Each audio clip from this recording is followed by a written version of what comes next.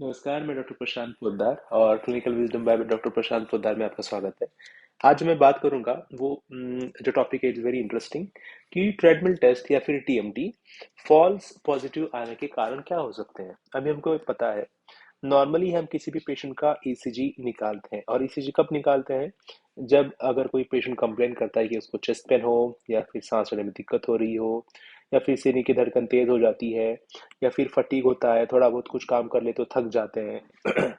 ये अगर सिम्टम्स है और अगर स्पेशली पेशेंट को डायबिटीज हो या फिर हाइपरटेंशन हो तो उसको देखने के लिए कि कोरोनरी आर्टरी डिसीज मतलब हार्ट को सप्लाई करने वाले जो ब्लड वेसल्स है उसमें ब्लॉकेजेस तो नहीं है, ये देखने के लिए हम टीएमटी करते हैं।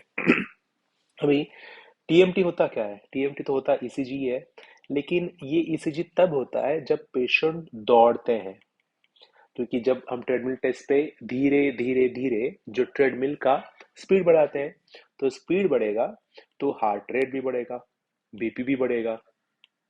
तो ईसीजी में पेशेंट लेटा हुआ होता है, आराम से पड़ा हुआ होता है, तो उस टाइम पे हार्ट रेट काफी नॉर्मल रहता है। जैसे वो हो सकता है कि 60 हो, 70 हो, 80 हो, 90 हो।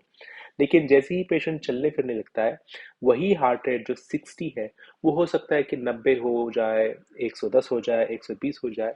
तो टीएमटी का जो टारगेट होता है वो होता है कि पेशेंट को तब तक दौड़ाते हैं जब तक पेशेंट का हार्ट रेट अचीव नहीं होता है। हार्ट रेट कितना अचीव करते हैं? 220 माइनस एज, मतलब अगर किसी का एज 50 है तो 220 माइनस 50 मतलब 170। तो 170 का 10% कट कर लीजिए, क्योंकि यूजुअली 10% कट करते हैं, मतलब 17 कम हो गया। तो 153 हार्ट रेट होने तक उस पेशेंट को दौड़ाते हैं। So this is the target heart rate कि 220 माइनस एज कर लिया और उसका जो भी है उसका 10% कम करके, मतलब 90% ऑफ दिस हार्ट रेट जब तक अचीव नहीं होता है पेशेंट को दौड़ाते हैं, भगाते हैं धीरे धीरे धीरे धीरे करके, ताकि हम दो चीजें देख पाए जब हम पेशेंट को दौड़ाते हैं। एक तो पेशेंट को कुछ सिम्टम्स डेवलप हो रहे हैं क्या, जैसे चेस्ट पेन है, सांस लेने में दिक्कत है, पाल्पिटेशन है, बहुत ज़्यादा फटीग है, या फिर पसीना आना, स्वेटिंग वगैरह हो रहा है, डायफ्लोरोसिस हो रहा है। ये अगर सिम्टम्स आ रहे हैं और उसको अगर वो टॉलरेट नहीं कर पा रहा है तो हम उसको पॉजिटिव टीएमटी कह सकते हैं, या फिर हम कह सकते हैं कि पेशेंट टीएमटी नहीं कर पाया। और उसी के साथ में होने चाहिए ईसीजी चेंजेस। अभी नॉर्मली ईसीजी में एसटी सेगमेंट, टी वेव, ये सबसे आवश्यक है, सबसे इम्पोर्टेंट है। तो टीएमटी में जब पेशेंट्स दौड़ते हैं तो एक अगर एसटी इलेवेशन आ रहे हैं अगर भागने के वक्त, वो तो एक बहुत डेफिनेटली खराब साइन होगा। या फिर एसटी डिप्रेशन अगर हो रहे हैं, न्यू ऑनसेट। और एसटी डिप्रेशन तीन टाइप के होते हैं, एक तो है अप स्लोपिंग, एक है हॉरिजॉन्टल और एक है डाउन स्लोपिंग। तो उसमें हमको ये हॉरिजॉन्टल और डाउन स्लोपिंग ये जो होते हैं, जैसे अब ये आर हो गया और ये एस और ये टी है। तो जो एस टी डिप्रेशन है वो बेसिकली अगर ऐसे दिख रहा है तो ये एक हॉरिजॉन्टल है, क्योंकि ये फ्लैट है। ये हॉरिजॉन्टल है क्योंकि ये फ्लैट है, फ्लैट एस टी है। अभी वही हम जैसे ये आर है, ये एस है और ये ऐसे करके है, तो ये हम अप स्लोपिंग कहेंगे।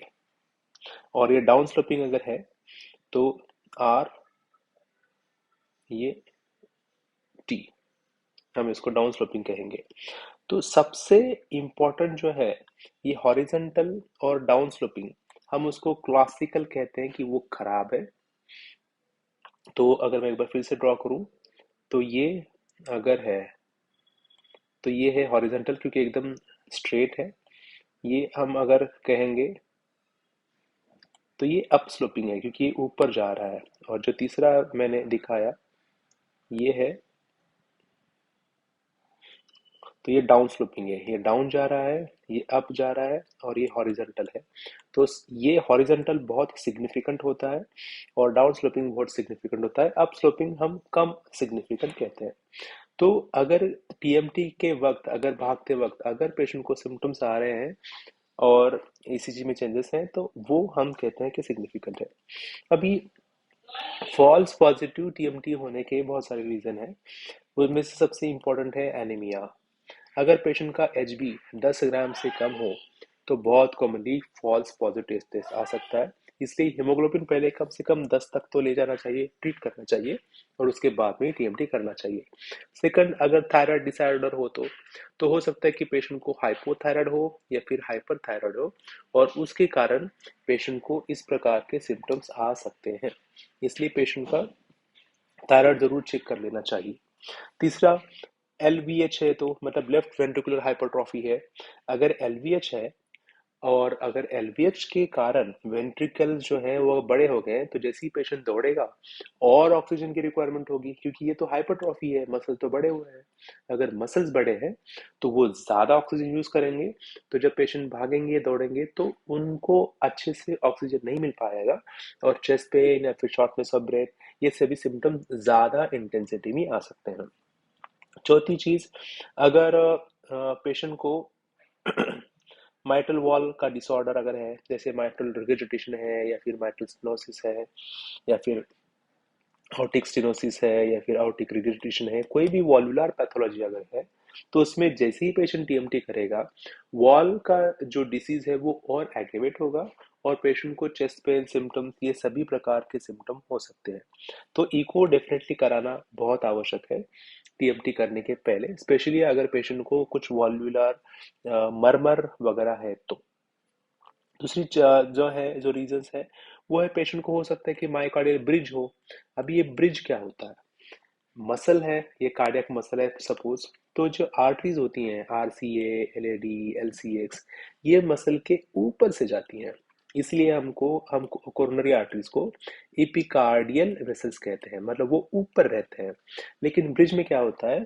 ब्रिज में एक जो हार्ट का मसल है, ये जैसे हार्ट का मसल है, तो ब्रिज में आर्टरी का कुछ पोर्शन मसल के अंदर से जाता है। तो उससे क्या होगा, जैसे ही पेशेंट भागेगा दौड़ेगा, ये मसल तो जोर जोर से कॉन्ट्रैक्ट करेगा, तो ये कॉन्ट्रैक्ट करेगा, तो ये वेसल तो मसल के अंदर से गया है, तो उसको कंप्रेस करेगा। तो उस टाइम पे पेशेंट को ब्लड फ्लो कम मिलेगा दिल को, और उस टाइम पे पेशेंट को सिम्टम हो सकते हैं। इसलिए ये ब्रिज के लिए हम यूजुअली हार्ट रेट कम करने का टारगेट रखते हैं, और most of the time beta blocker जैसे मेटाप्रोलॉल, एटेनोलॉल या फिर कार्बिडिलॉल देके हम ट्राई करते हैं कि पेशेंट का हार्ट रेट 60 से 90 के बीच में ही हो, क्योंकि जितना ज़्यादा हार्ट रेट रहेगा उतना ही ज़्यादा ये मसल उसको कंप्रेस करेगा, और ब्लड फ्लो टेम्पररी कम होके उससे पेशेंट को चेस्ट पेन वगैरह होगा। तो बस आज के लिए इतना ही, and thank you so much.